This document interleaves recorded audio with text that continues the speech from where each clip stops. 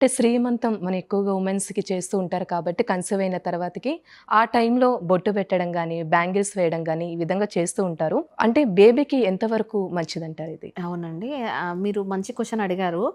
Actually ఏంటంటే everything ఎలాంటివి చేస్తున్నారు కదా! ఇవన్నీ కూడా అన్నిటికి సైంటిఫిక్ రీజన్ ఉందండి. సో, ఎలాంటి రీజన్ ఉందంటే మెయిన్‌గా లైక్ బ్యాంగిల్స్ ఏస్తారు కదా!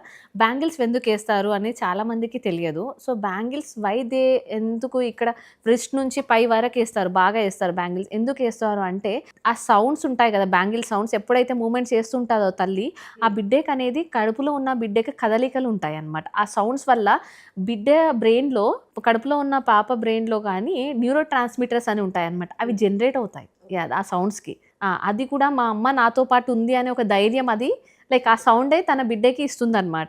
ఈవెన్ న్యూరో ట్రాన్స్‌మిటర్స్ జనరేట్ అయ్యి లైక్ న్యూరాన్స్ అనేది బ్రెయిన్‌లో యాక్టివేట్ అవుతాయి. హ్మ్. దానికి ఒక సైంటిఫిక్ రీజన్ అండి. బ్యాంగిల్స్ ఎందుకు వేస్తారనేసి. ఇంకోటి విషయం ఏంటంటే చాలామంది మన పూర్వకాలంలో గూడా పెద్ద పెద్దగా బొట్టు పెట్టుకునేటాళ్ళు. సో, మనం ఇప్పుడు చిన్నగా బొట్టు పెట్టుకుంటున్నాము. బట్ ఏంటి అంటే దానికి కూడా ఒక రీజన్ ఉందండి. మనకి మన బాడీలో చక్రాస్ అని ఉంటాయన్నమాట. ఆ చక్రాస్ అన్నీ కూడా యాక్టివేట్ అవుతాయి. హ్మ్.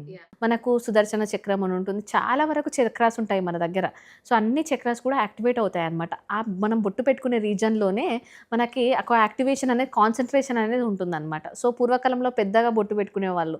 సో, ఎందుకు అంటే బికాస్ ఆఫ్ దిస్. అవును. యాహ్! రీజన్. ఇప్పుడు కూడా శ్రీమంతం ఉండేటప్పుడు కూడా అందరూ బొట్టు పెడతారు. సో, అది కూడా ఒక రీజన్ అండి. హ్మ్. ఈవెన్ మనము చాలామంది మ్యారేజ్ అయిన తర్వాత మెట్టెలు పెట్టుకుంటారు. మెట్టెలు పెట్టుకునేది కూడా ఒక రీజన్ అండి. ఎందుకంటే మెట్టెలు పెట్టుకోవడం వల్ల అక్కడ ఉండే సెకండ్ థంబ్‌కి మెట్టెలు పెట్టుకుంటారు కదా!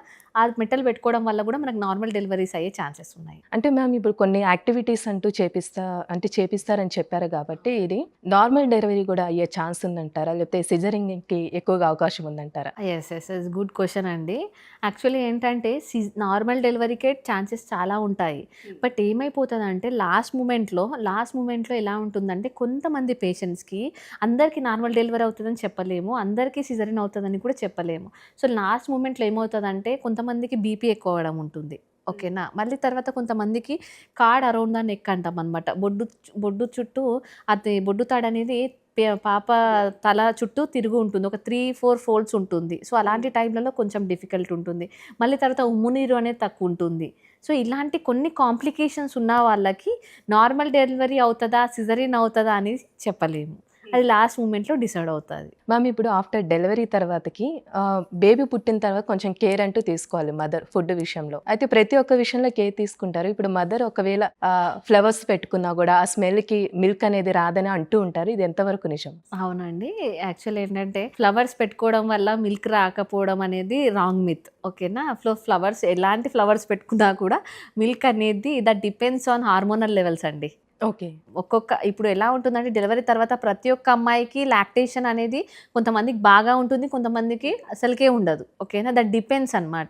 That depends on their hormonal levels, their body system and how they are physically active అనేది. ఓకేనా. సో, ఫ్లవర్స్ పెట్టుకుంటే లాక్టేషన్ తక్కువవుతుంది. ఫ్లవర్స్ పెట్టుకోకపోతే లాక్టేషన్ తగ్గడం లేదని అదంటూ ఏమీ లేదండి.